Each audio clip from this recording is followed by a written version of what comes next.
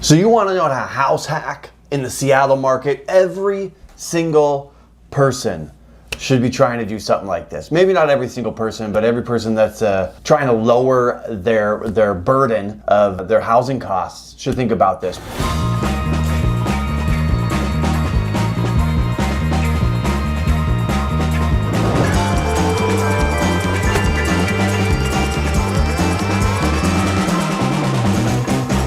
What's going on, everybody? It's Justin Gazaba. I gotta remember to pronounce my name for you.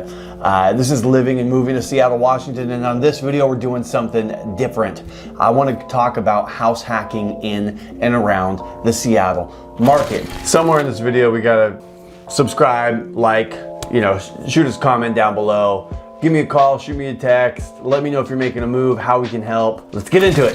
I've had a few clients that have had tremendous success with doing this, and I get it, not everybody wants to be a landlord, not everybody wants to invest in real estate, not everybody wants to buy a home to have roommates. People typically want to buy a home so that they can, live that lifestyle that they've dreamed of, have a place for their kayaks and their bicycles and their, surfboards or whatever, you've got going on, your gear closet, right? So that you can have your backpacks and everything. But not everybody wants to buy a house and have roommates. In this video, we're going to talk about how to house hack, what that looks like, and what it might look like for you if you're thinking about moving to this market. You maybe living in the Seattle area because you've heard about the mountains, the lakes, the rivers, the streams, and all the fun outdoor activities in the summer. Maybe you visited sometime and you want to come out here. Maybe there's a job opportunity that you're coming up from San Francisco and you're going to work for one of the big FANG companies, or even Microsoft, who strangely enough isn't in that acronym for one of the big tech firms, but you get the idea, right? Maybe you're coming out here from the East Coast or whatever, and you're like, man, how do I get into this market? Or, gosh, I'm paying $3,000 a month for rent, and that's crazy. How do I lower my housing costs with also potentially increasing my net worth and living the lifestyle that I want to live? So I'm going to tell you 3 stories from 3 different clients, a couple of friends of mine that have been so successful in doing this and have been able to reduce their monthly obligation for their mortgage, but also get into a home, live in that home, benefit from the appreciation, and do a legit house hack. So if you're considering something like this, this is going to be very high level, just to put it out there. If you want to go into any details, what those numbers might look like for you, obviously reach out to us. We're helping people make this move all the time. We've done a few deals like this before. It's really easy to put together. The initial thing is that you've got to want to do this, right? So you've got to see the benefit in it and want to do a house hack yourself. And so we're going to jump into kind of the first things first. And here in the Seattle area, I'm just going to tell you a little bit about a buddy of mine that has a townhome in Fremont. And Fremont is one of those great Seattle neighborhoods that has bars and restaurants and breweries and has a beautiful waterfront area because the Fremont cut comes over from Ballard. That's the kind of the ship canal and opens up into Lake Union. You've got Gaswork Park. There is just Fremont's one of the all-time neighborhoods in Seattle, right? So he's got this townhouse. He picked it up. He works in the tech industry, Google, Amazon, Microsoft, that kind of thing. Got into this place and he has that spare room. Now, initially he didn't live here. He didn't grow up in the area, right? So he's made friends through doing meetups and underdog type stuff, where co-ed, after work sports clubs and different things like that. And through those connections, even at work, he's been able to rent out that second room and lower his cost of ownership, lower his monthly ownership. And so when he purchased that property, right, since then, he could qualify for the property by itself, right? And that room rental is just a supplement. It just allows things to make it just a little bit easier on his pocketbook. And so it's a great way in his lifestyle. It super works for it, right? So if you're married, you have kids, you know, maybe a property with an ADU or a MIL or some other kind of additional dwelling space. You know, I know people that have done that and they've rented that out Airbnb, or they somehow supplemented, but we're talking about like roommates. We're talking about live in the house with you, right? So it's been a tremendous benefit for him just to be able to have that, to be able to connect with his network and have that room rented as a supplemental income, and helps him lower his cost of ownership, right? So that's a straightforward, easy to think about house hack, something very, very simple, very easy, and very convenient to do to help lower those expenses. And my hope, and I don't know, but my hope is that he's taking the difference and investing it, right? Taking the difference and looking at how he could have his money make him more money. Because in the name of the game, you know, when we get into finance, we can nerd out on that stuff.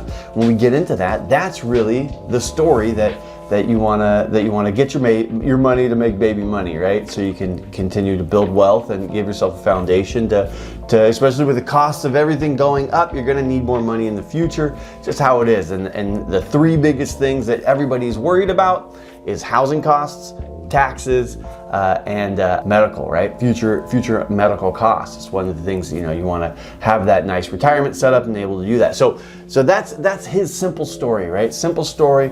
Was able to qualify, found the home, got into it, rented that room, and took some of that burden off of his shoulders so that he could supplement and actually lower his monthly payment, right? So now that might not sound to you like a huge win, but it's a tremendous win because it fits his lifestyle, it fits his need, and it really, really works well for him. He's been in that home a number of years, and it's come up quite a bit in value since he purchased it.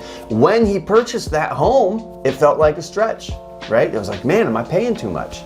And that's a consistent theme. The next story I want to tell you is about one of my clients who worked for Boeing at the time. He was working at Boeing in Everett, so a little bit further north. So we actually helped him find a place in Mount Lake Terrace. Now, at the time, I believe it was 2016 when we purchased this house. Helped him go through the process. And I mean, initially, I remember standing in the street, standing in the road, because it's a cul-de-sac neighborhood. I remember standing there in the road with him, and he says to me, "Are we paying too much for this?" And I was like, "Man, I don't think so." Like, we looked at the comps, we looked at the comparable neighborhood, we saw what was selling in the area, and even in 2016, there was multiple offer situations, even back in 2016, we still were on trend, we were maybe paying, above what the neighbor's home had sold, but that's how the market moves. There's a ladder, right? So we were on par. When you look at the numbers, we were on par with what was selling in that time frame, but to him, it felt like a lot. Now, his is one of the great stories that I love to tell when I work with folks, because he bought a 5-bedroom house. It was a 5-bedroom house. There was 4 bedrooms upstairs, 1 bedroom downstairs, and the downstairs, this was a split level home. The downstairs also had its own kind of living area and a little kitchenette that somebody put in, right? He didn't put it in, somebody else put it in. So now he's got 5 bedrooms. We're in Mount Lake Terrace. You can Google that, it's a great area. A lot of big single family homes out there. He starts renting out the rooms to interns and young guys that worked at Boeing. You're talking about $400 to $600 a room. Eventually that house paid for itself, paid the whole mortgage. Now get this, so he's renting out by the room. There's obviously a kind of a suite, and you pay more, set those prices. Eventually that house paid for itself. He had no cost of living and was able to save up money. Save, continue working, continue climbing that corporate ladder, continue getting raises and chasing that and doing that. And then he got transferred to another location for Boeing. So it's time to make a move. It was about 2 years after ownership of that house. So now he's got this house fully rented by the room to Boeing employees, Boeing interns, guys that can afford to do it, paying that mortgage, making a little bit of money. It's been 2 years since he owned that property, and now he's got to move to another location. So when he makes this move, now he doesn't repeat the process. He just buys a home that fits his lifestyle for the time in his life that he was at. So he bought this nice home, another larger home, but just for himself.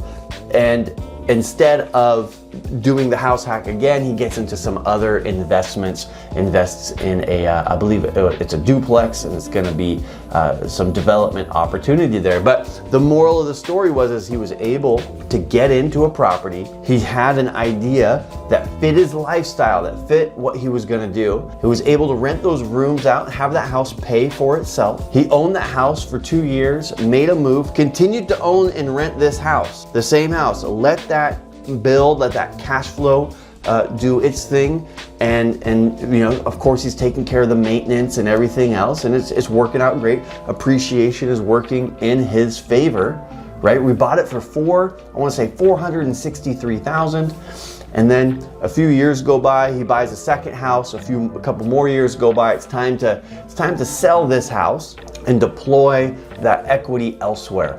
So what we did was, you know, have a concierge program, and was able to come in and kind of help him allocate some funds, and he threw in some money and my team threw in some money, and we renovated that whole house. New kitchen, fresh paint, we opened up some walls, we did a little bit of demo, tidied things up, make it really, really clean, because you got to know, this house that he was renting by the room, it may be the most important thing, it was not tight and right. It had old counters, an old kitchen. He replaced the flooring, and that's really the only improvement he made. He had replaced the flooring with this just tough as nails laminate flooring because he had a dog and he wanted to make sure that there was no scratches. And so he had replaced the flooring, but he really didn't do much else. There was not, I think he replaced a carpet in a couple rooms. I think when we picked it up, it had blue carpet, right? So he replaced that carpet with something that was tan or something like that. And or no, that carpet went away. Sorry, the carpet went away, and the new flooring went in throughout. And that was the upstairs and the staircase, and then downstairs was largely tile already, with that one bedroom carpeted that got replaced. So really, I mean, it was dated. This is not a bright and shiny, beautiful home. He didn't renovate it when he lived there. He didn't do any updates, really. He didn't dump a bunch of money into it. It was a livable home that he made work for him and his lifestyle. So when it was time to sell, when it was time to pull that equity and go deploy it elsewhere, it made sense to sell it at the time. So we went through and renovated it at that time. So we got the bathrooms tidied up and renovated, new laminate, new tile. There was 2.5 bathrooms in that house to tidy up. We did new carpet in the room that needed carpet. We left the flooring that was there. We made that work with the new kitchen cabinets and countertops, and we opened up the. It was a split level home, so it had this boxed in kitchen, and you know, rather than pull permits and go through all this process, we just cut some windows. But man, oh man, I should drop the pictures and maybe we can edit in. You'll know if that worked, right? You'll see some of those before and after photos of what we had done to that project. So that you can see what we did. And then we were able to sell that house, I want to say just at or over $800,000, right? So that investment, the investment that we put in, the dollars that we spent, we wanted to be sure that every dollar that we spent, we got $1 back. And we were able to actually get more than $1 back. So it more than paid for itself to do the work that we did. I want to say it was $1.50 or so we put in, we got back out. Given those market conditions, it was the highest sale in that area of the time. And what's unique about this house was the house was quite large, had a great back deck, but there was no yard. The yard was a slope off the back of the deck, where other homes in the neighborhood similarly built had these big yards. So it was quite a surprise for us to be able to sell at that time. I want to say 2019, we might have made that sale. It wasn't a tremendous amount of time, or it might have been right in early 2020 that sale happened. Yeah, I believe that we were into the initial stages of the pandemic before things got real wild and crazy. So 2020 is when that started to happen there. So it wasn't, you know, as of this taping, what people are experiencing it was a different market just on the beginning edges of that. So long story tolerable, right? We were able to pick up a house. It was a little uncomfortable to make that purchase at that time. The pricing didn't feel, it didn't feel like it was to the client that they were, are they pushing their limits in picking this place up? They were able to rent out the rooms, right? It fit their lifestyle at the time, being a bachelor. It was easy, convenient, still kind of young out of college, young 20s, able to do this, put this together. So it wasn't a cramp on the lifestyle, right? So if you're in your 30s or 40s, you have a family, again, maybe this doesn't work for you. But this is an idea that some young people, if you're out there, tech workers especially, you have this is an idea that can get you into something, and we can talk a little bit about how to continue and build as you go. So it worked for him. They moved in, they rented out the rooms, then he continued to climb that corporate ladder like we talked about, continued to get raises, and then made a move down to Kent because there's a different Boeing facility nearby. That made sense, kept that house, kept this house, and then eventually took the equity and put that money into another project. And so insofar as house hacking, it was a tremendous win to get somebody else to pay that, to help you lower your cost, your monthly cost, and pay for that house, and eventually captured all that equity. Okay, so that's two right there. And then the third one I wanted to share with you is another townhouse in Seattle, Capitol Hill. Now, a client of mine, we were able to find a townhouse in a great location in Capitol Hill that was really, really quite very cool in that when it was built that every bedroom had its own ensuite. So every bedroom has its own private bathroom, very easy, very convenient, very convenient to rent out each room. Now, he's just one person, right? Has a great job, works in the tech industry, like so many do, right? Young guy. And for him, it made a lot of sense to pick this property up. And then he's got 2 rooms he could rent, but he only rents out 1. So, I think he keeps the other room as a home office, and then he rents out that second room. But realistically, it's just a lifestyle choice. And by making that choice, he's able to lower that burden. He can afford it himself. It's no big deal, but it helps him lower that burden. And then hopefully he's taking the difference and is able to invest that somewhere else. It is not his objective to roll that into more real estate, to be, to be a real estate investor. His goal is just to supplement and offset his cost of living. Otherwise, for a similar property where he would be able to have his own space, he'd be paying more to rent something with the garage, the garage parking, the home office, the bedroom, that amount of space he'd be paying more for than he is.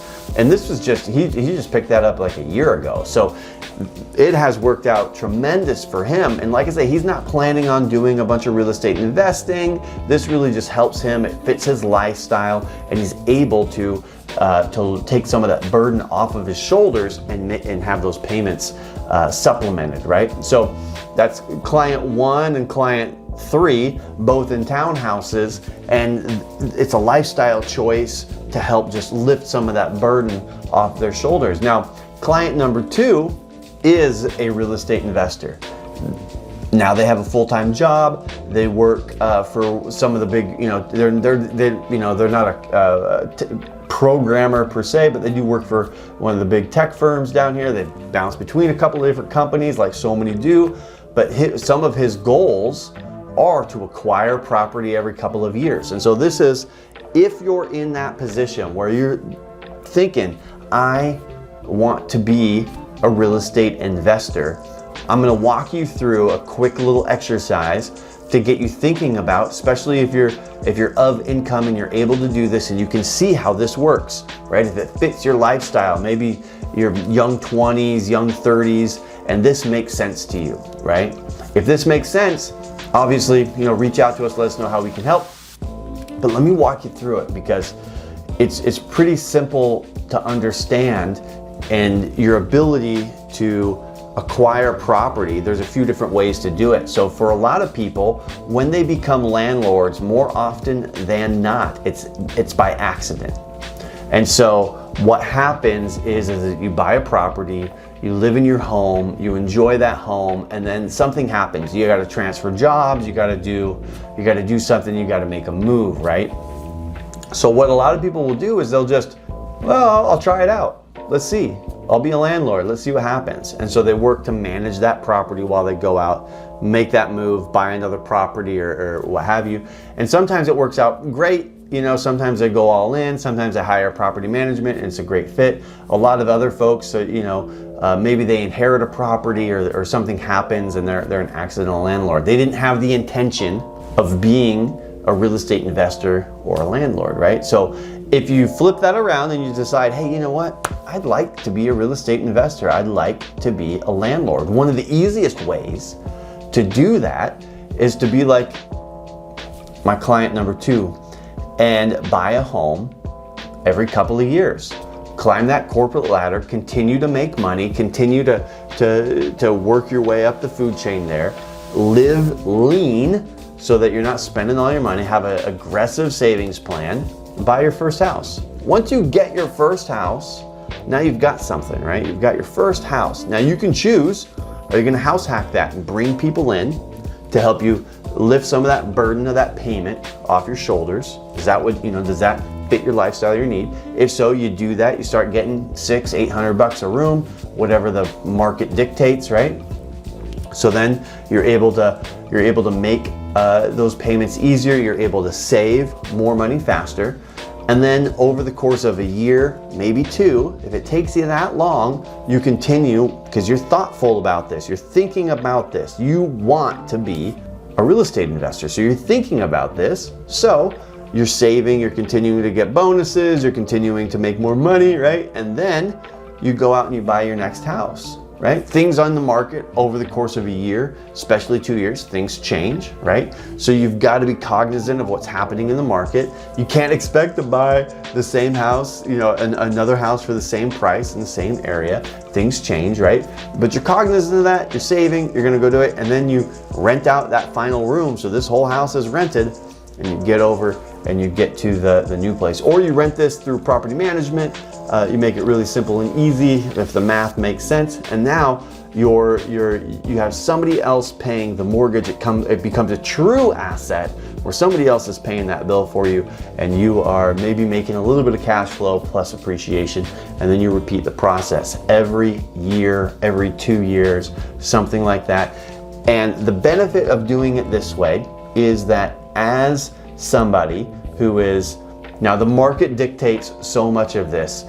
There's what's possible, and then there's what the market dictates, right? So what's possible is that you could buy that home with as little as 3.5% down, 5% down, 10% down, 15, 20% down. You could buy your personal residence. And because you're moving into that home, the bank is going to give you a better interest rate than if you were buying it strictly as an investment.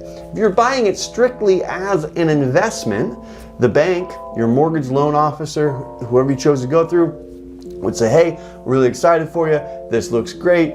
We can get you up there. It looks like it's going to be 20, 25, 30% down, and your interest rate is going to be a little bit higher than what it would be unless it was your primary residence. And the thought process behind that, as crazy as it is that an owner is going to have more care for the property than somebody that is buying it as an investment. That pride and ownership is going to come through. So if you're thinking about, hey, how can I get into something? How can I offset my mortgage? How can I make things just a little bit easier on me financially? And coupled with, if it's your lifestyle, this truly is a great way, especially here in the Seattle market, to get your feet wet, get into a great property, and start that process. Now, obviously, there's some caveats, right? If it doesn't fit your lifestyle, you don't want to do it. If it doesn't fit your needs, you don't want to do it. If you don't like having roommates, you probably shouldn't do it. If you can't afford the property without a roommate, probably shouldn't do it, right? The bank is going to want to make sure that you're well qualified and able to do that. But that's one way that you can roll properties and start to build a portfolio here in the Seattle market. I'd be glad to show you, a few properties in and around the area, whether it's Capitol Hill, Ballard, Mount Lake Terrace, or whatever. We always got your back when moving. Just some food for thought. I was thinking about that with some clients. Thought I'd make a quick video for you. Hope that was high level, interesting, and we'll look forward to seeing you in the next video. All right, talk to you.